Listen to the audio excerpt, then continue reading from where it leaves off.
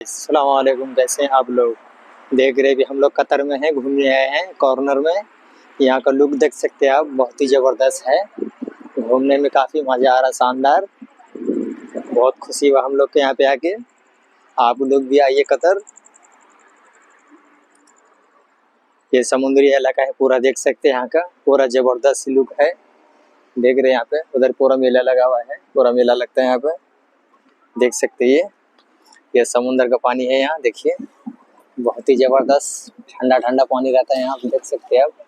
ये पूरा बोले तो समुद्र इलाका है, यहाँ बोले तो 10 किलोमीटर तक इतना पूरा फैला हुआ है, देख सकते हैं आप। यहाँ का लुक बहुत ही ज़बरदस्त है, बहुत दूर दूर से लोग आते हैं घूमने शौक से भी यहाँ, देख सकते हैं आप लोग भी आइए कतर में, अगर कहीं हैं तो कॉर्नर आइए घूमने।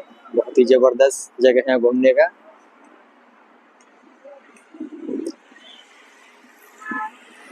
प्लीज़ हमारा वीडियो अच्छा लगे तो हमारा चैनल को सब्सक्राइब करिए, फिर आपके लिए नेक्स्ट वीडियो लेके आएंगे। अस्सलाम वालेकुम, अल्लाह हाफिज़।